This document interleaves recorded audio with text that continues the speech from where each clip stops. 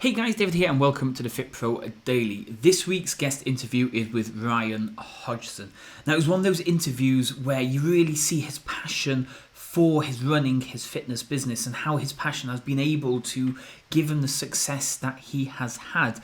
And it was quite interesting to hear that he'd actually almost fallen out of the fitness industry a few years back, and it was a mixture of passion, his partner, his life, and everything that getting back into it and to really succeed and move forward to where he is today. Anyway, enough of me talking. Let's jump into this week's guest interview.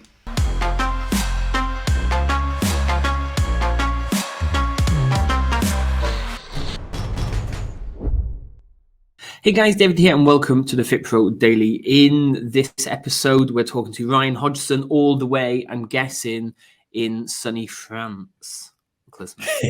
Nearly Jersey, yeah. It's not far. We can see France from here. Can you really? Is it really that close? Yeah. Man, I was talking to Willow about this yesterday because we were talking about you coming on and we were kind of saying like it's like nice weather or French weather, but with like a British kind of setup. Is that really what it's like?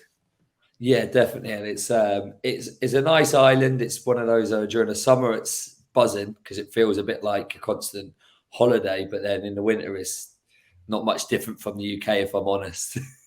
Really? And so how far could you drive around it in like an hour or something, or is it a bit bigger? Yeah, like to get from the furthest point to the furthest point in Jersey with no traffic, it's probably 20 minutes in the car. With traffic, Oh, you're really? looking at an Yeah. hour at the most. Yeah, they do a walk around the perimeter of the island, and that's literally every little in and out once a year, and that's 48 miles. So that's if you're literally doing every little bay and stuff like that. Yeah, it's not long. It can take me 45 minutes to get home from the office some days, yeah. Bloody Yeah. hell. People in Jersey moan about 45 minutes. Anything over 10 minutes is a long commute for them. Cool. Okay. So today we're going to get you on and we're going to talk about building a fitness business from passion and love rather than profit and finances. Is that correct? Yes, correct. Yeah. But before we kind of dive into it, can we just tell everyone how maybe you got started in the fitness industry? Yeah, how long have you got? I think before I started in fitness industry, I was a little bit lost in terms of what I wanted to do with my career. I tried various different industries. I tried retail. I had a good progression in a short space of time with that, but then that slowed down. I was like, what am I going to try in Jersey? There's a big finance industry, so I thought I'd give that a go. And tried that after about a month of working in the office. Like, this isn't for me. What can I do where I'm a little bit on the go? And in Jersey, the only sort of big box gym in Jersey was Fitness First. And you used to see the lads walking down the downtown in their personal trainer t-shirt. And I thought that's something that I want to do. And so I thought I'm going to get on a personal trainer course, done a PT course and started working out of Fitness First pretty much straight after I qualified. And then I was there for just about a year, 18 months. So Jersey is kind of where you're from originally from then? Yes. So being a small place like that, then I'm guessing it's quite easy to find clients, or is it more difficult when it's quite a local small place? I definitely think it's an easy in a way of building a reputation in terms of, when things go really well and you're doing a good thing. Like at the moment, we've got a really good reputation in Jersey. So we're constantly being recommended and referred, but it is a very competitive market in Jersey. Like I've joined Fitness First. I was trainer number 18 and I thought all the trainers in there must be busy. That's why they bring another one on. And then it was a bit like, I don't want to say dog eat dog, but it was very, very competitive to try and get clients. And then within 6 months of me joining, there was up to 32 trainers at one point in that gym. So it was, I built my business quite well, but I'd done that through networking with people that worked in the gym that were then feeding me clients to help me grow at first, because it was a challenge. It is very competitive. Cool. Okay, so you started working in Fitness First. You were kind of building a clientele. How did you go from working in Fitness First to owning your health club studio setup? Then, what was that transition like? So first, this is one of the reasons why I don't want to talk about the topic of building a business based on money, business passion rather than money, because at first, I'll be honest, I was probably a lot more money driven. I got to be in a PT, I was fully booked, and I was charging £45 a session, which was about 9 years ago, was the sort of upper end of the going rate. And what do I do to earn more money? So I ended up getting a bootcamp franchise, and took that franchise from no members with my former business partner to 300 members and 4 locations within 18 months. And had a little health club. We had a PT studio. We had 9 trainers working for us, and the money was buzzing. But I lost touch of when I first started in the industry. I thought I wanted to help people, and I did want to help people, but I'd lost touch with that because it was more I was managing staff, I was managing payroll, I was communicating on how I can get more money, more sales, and ultimately it became about making more money rather than helping more people. And I started to suffer a little bit with my mental health because of the pressures and demands that were pulling me away from what I really enjoyed. In that time, I'd got married, had a kid. It was a chaotic time in my life that caused me to realize this isn't what I wanted to do. So I ended up looking for jobs outside the fitness industry. I was ready to leave it because it just this pressure it caused, and I found out we were training trainers up. They were doing really well, and then they would go off on their own. And at the time, I didn't see why they were going off on their own. I found that hard to deal with. Now I can see actually we're just doing what's right for them. I wasn't looking after them. We've had a few conversations over the last couple of weeks, and there's kind of a pattern been forming. Like people have kind of come in, and they've kind of lost it, and then they've kind of exited, and then they've come back with a kind of a different view of it. I think this is the thing. Like we always talk about PT courses. We go and do a PT course. We've got our certificate to say yes, we're now qualified, and then we think all the clients are going to come running towards us and sign up here, and it really isn't the case. But that's just finding clients, like you've mentioned. Then staff being trained up, and then taking clients, marketing, finance, your own health and everything. There's so much that goes into running just a fitness business. Yeah, 100%. I think a lot of the time I think fitness professionals, often when they get into the industry, we're all quite strong-minded, a little bit stubborn at times when we want to do it our way. And I think sometimes we can't do it all. You can't juggle all the hats. And I know, like now, from experience, I can't be the best coach, I can't be the best trainer, I can't be the best dad, I can't be the best husband if I'm trying to juggle all of the plates at the same time. So sometimes it's actually getting help in certain areas of the business so that then you can do the bit that you're passionate about. For some people, it might be moving towards marketing their business. For others, it might be moving towards just training people, having someone else manage their diary, managing bookings, managing payments, whatever it is. So you kind of lost the passion, you kind of lost the drive for the fitness industry, and you started looking for another job. Did you actually properly exit, or did you I didn't realize quickly what? I did. It was Ellie, my wife. So she's my business partner now. She knew me. Ellie seen me as a passionate trainer when I first started, and that was how actually me and Ellie met. Long story about that, but she saw that I had that passion, and she knew that that'd be there somewhere. And she, whilst was pregnant, done her PT qualification, was like, look, we just need to find a way that you're doing something that you love again. Like, what do you miss about it? And I just said, I just don't want I didn't want all the BS that was coming with running a business, multiple locations, multiple staff. I didn't really want that anymore. And yes, the money was great at the time, but I was ready to just throw all of that away. So she said, well, let's find a way that we can start doing something on the side ourselves to try and bring that passion back. And I said, but I just want that. I want rid of all of those businesses. So that's why we took the decision to leave Jersey, and we set up online, leaving my businesses behind. We set up online, moved to Liverpool for 3 years, got my head back before we moved back to Jersey. And that, that is. You have to go to Liverpool to find yourself. That's we don't hear that. The problem is, part of the problem with, and this is the downside to a small community. You know, we talk about the positives of it, but the downside to the community was I was trying to grow and start an online business. We would get on the phone with people, and they'd be like, "Oh, so when do I see you?" Or when do I come to your boot camps? Or when do I come to your gym? And it's like, well, this is actually for a separate business. You filled in a form for another. They didn't get it because they associated me with the businesses that I had prior, or the businesses that I was still running as well.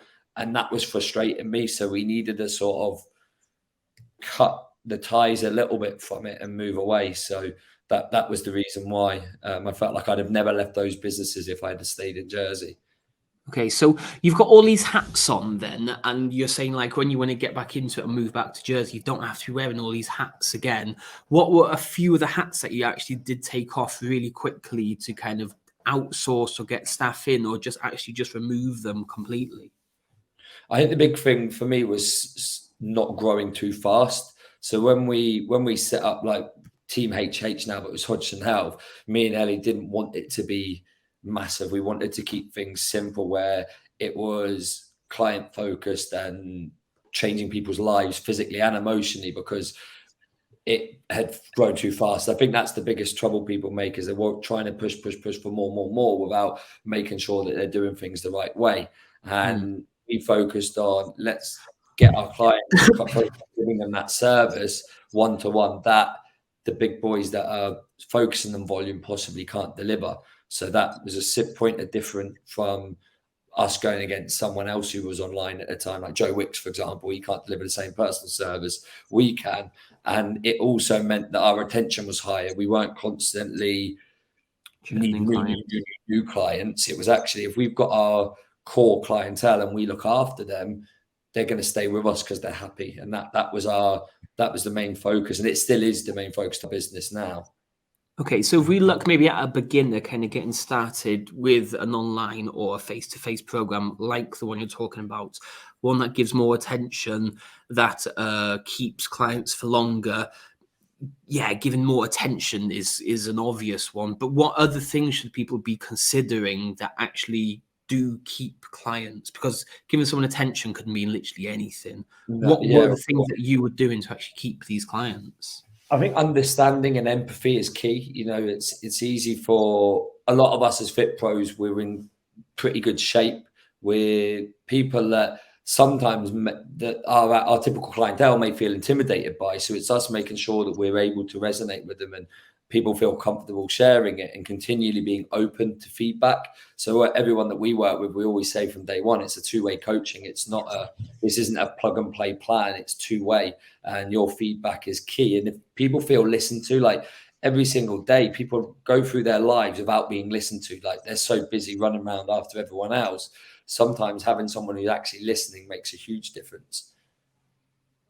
So it's that like you say extra ear, but then you kind of have that almost catch 2022 situation where you have to be charged enough to make enough money to be able to offer that a detailed attention to a certain number of people to be able to make enough money. How were you able to not kind of let the money side come into it to still have the passion to give these people attention? Does that make sense? Yes, no, it does. And I think it's not saying that money isn't important, of course. Like, you know, now I would say me 5 years after I left those old businesses, I'm now earning more than I was back then, but I don't have those stresses and pressures. So it was the long game. And now I run my life and business on passion and I don't feel like I'm working, but it does take time. And I think the most important thing for me was systemizing things so I don't have to answer the same question 101 times. I can record a video. This is it. So when someone asks me, oh, Ryan, you've set my calories to be like 1800, but my fitness pal is saying 1200. Why is that? So do you know what? I completely understand that, as do many of my clients ask the same question. I've actually created a video. So rather than me having to explain the same thing 10, 20, 30, 100 times, you answer a question maybe once or twice, realize actually that's going to be a common thing. Let's save ourselves time and energy by creating a piece of content that's going to help answer that question for them. Yeah, you kind of stole my next question there. I was going to say, like, how were you able to, like you just said, you're actually earning more money now, but with less stress. What are the things that you kind of put in place that weren't like, let's go 100 miles an hour? It's taken its time to build up it slowly, but because it's been building slowly, you actually make more money from it.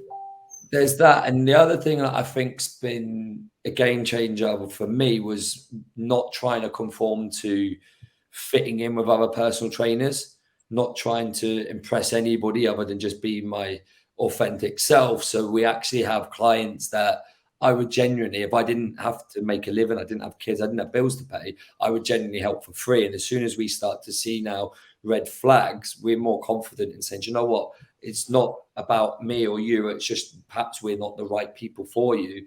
and we would refer out, or we just say, look, I think you'd be better finding someone who provides X, Y, and Z, because I've had it in the past where I've trained clients that weren't suited to me, weren't the right personality for me, but I held on to them because I wanted their money, and I wasn't really helping them. They probably just felt a bit of loyalty that they didn't want to say goodbye to me, when I think back then, if I'd have cut ties with them a lot quicker, I'd have been a lot happier.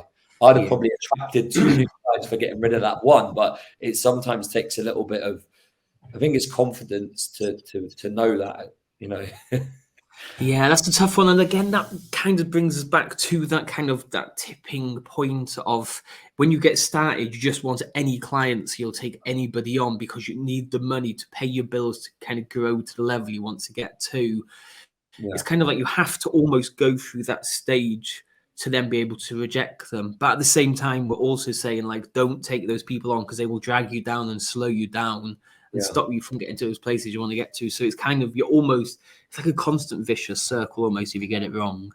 Yeah, and these people, like, they all they're doing is perhaps giving you a little bit of money, but they're actually costing you money. They're costing you time, and I call them like energy vampires, because they will, if they don't click with you, you're going to have to spend a lot more time and energy trying to help them, and you can't help them. You're not the right coach for that person, and it's not about, there's nothing wrong with that person. They're probably a really nice person. They're just not right for you. And we're very comfortable with that. Even now in the health club, we've had to do that with members that aren't suited to the health club. And it's like, look, we just think you'd be better at that health club or that gym. And they're looking at us like we've got 10 heads, but it means that we keep the aura in our health club how we want it, and we can actually serve people, and everyone comes in and buzzes about our atmosphere. And it's because we have got a lot more selective about who we want in here. Yeah, and that's like super key. And like, just example for what we do, you have to be 30 or over to come. Like, there is restrictions, and say like when you put this in place, clients respect you a lot more, they enjoy it a lot more, they believe in you a lot more, and they know they're going to stay with you because you kind of have like your own guidelines. Like, if you don't fit within these guidelines, you can't join my program. That's it. I think people worry about putting people off. And like a lot of the time when you ask, like most fit pros, and you say to them, well, why are you joining the industry? They will say it's because they want to help people.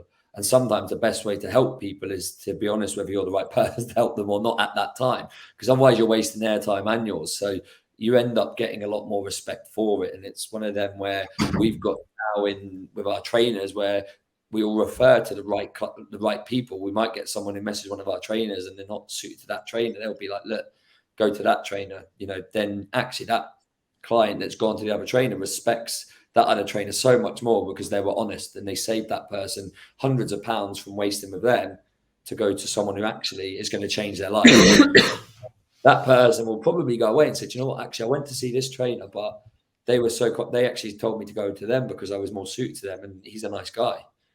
Okay, so let's stick with the trainers then, because you mentioned earlier that you were taking these trainers on, you were getting them qualified, you were helping them kind of progress in their career, then they'd basically take your clients. And like, we've all probably had that situation, whereas now, if it's like, if you train someone up and they take your clients, do you have that same kind of energy and feeling towards them, or are you kind of seeing it in a different scope now?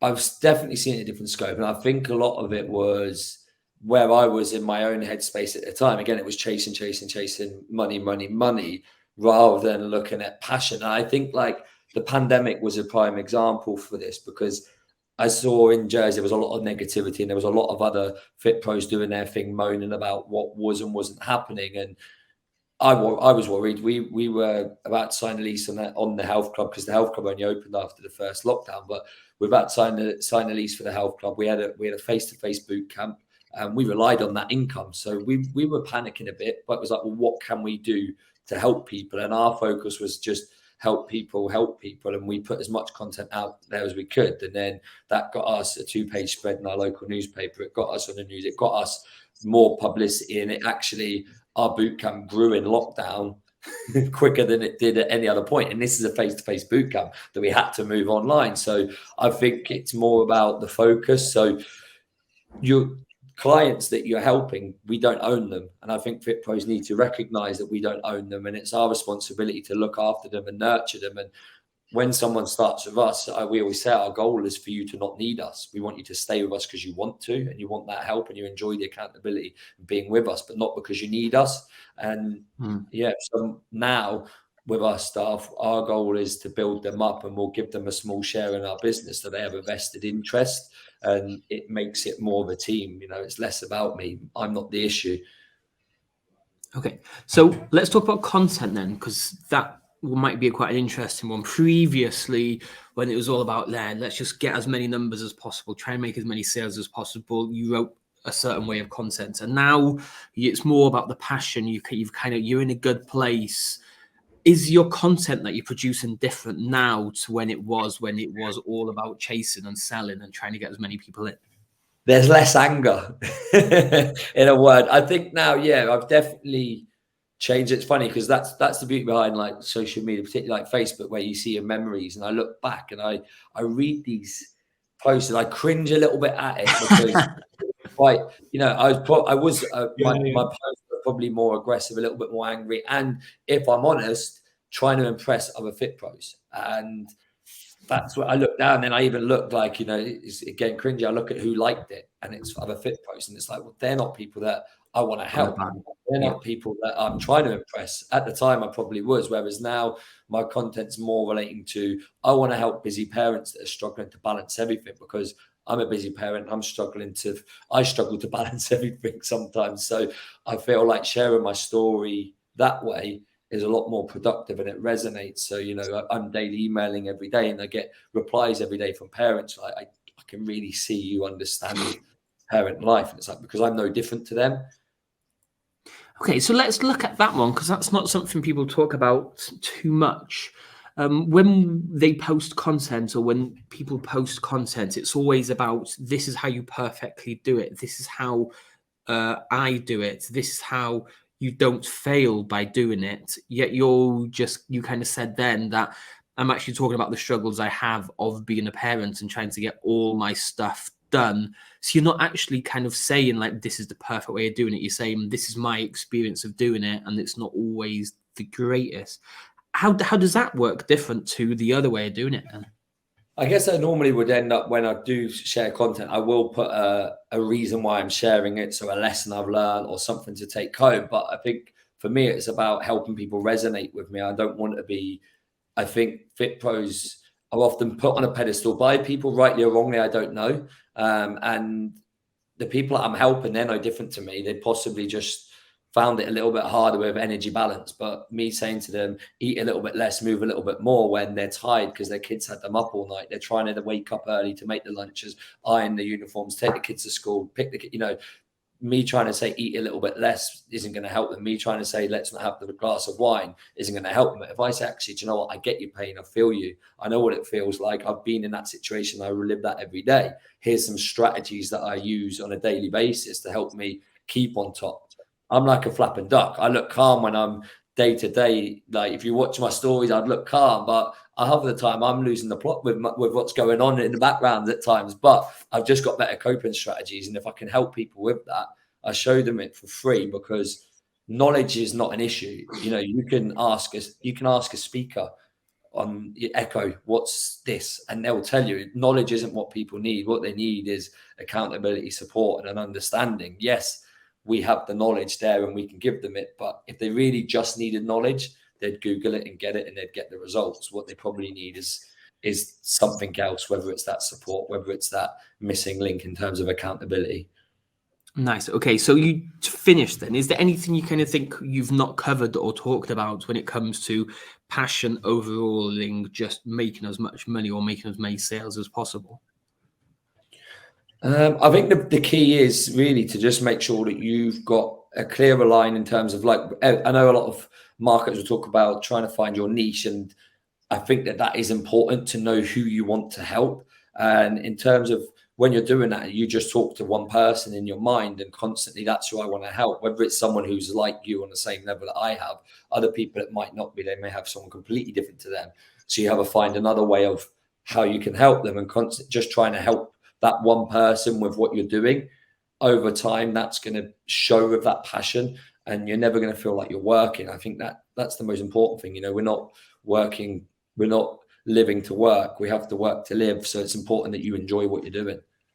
Yeah, and that is the marketing lesson there. Yeah, I mean, like I said, niching down. You don't want to work with everybody. You actually want to tell people that you don't work with a specific audience. Yeah, because then what you're writing about is what you love and what you enjoy, and the people you really do, you just really want to help. And then, like you say, you don't feel it like it's a job. And like as you said, as the time goes by, you're actually starting to make even more money by working with a specific audience compared to trying to work with everybody and trying to please everybody and trying to make everybody happier. Yeah, it's like our boot camp, for example. The small, like we don't, it's male or female, any age. We don't just say anyone can't come. But this morning we had, I think, 36 people there, and 34 of them were busy mums that are trying to balance life. They're there early to get their workouts in. The other two are busy dads. But that just shows how when you're talking to the right person, you attract that person, as opposed to, we don't have every single man and his dog coming to our workouts, but it's not because we say you can't come. It's because we have a niche that we're attracting by what we're putting out there. Nice. Okay, cool. So for anybody that is watching or listening or however they're consuming this, if they kind of want to know a little bit more about kind of like how you've managed to do all this, kind of go from a almost boot camp that was going to go in existence because of COVID to like a really well-run health club now, how could people kind of reach out to you? They can drop me a message on Facebook, Instagram. Happy to try and help as much as I can. No worries, Ryan. I appreciate your time today. Thanks for coming on. And anybody that is listening or watching, do reach out to Ryan or kind of go through some of the stuff that he was talking about. Obviously, don't steal his content, but maybe look at the way he's doing the stuff and see about his passion and the way he's talking to people to kind of get the results or kind of get similar type of success that he's had. Yeah. Yes. Perfect. Cheers, Ryan. Thanks for coming on. Cheers, thanks for having me. Cheers. Okay, so that was Ryan giving us an insight into how he's been able to turn a small fitness business into where he is today, all through passion rather than actually just being in it for the money. So it's probably one of those interviews where you probably want to go back, listen to some of the stuff, take some of the advice that he was saying and start implementing it into your very own fitness business. I'm going to leave it there for today. If you want to know any more about Ryan, do feel free to reach out, or if you have any comments or any feedback, do let us know in the comments below, and I'll speak to you all next time. Cheers.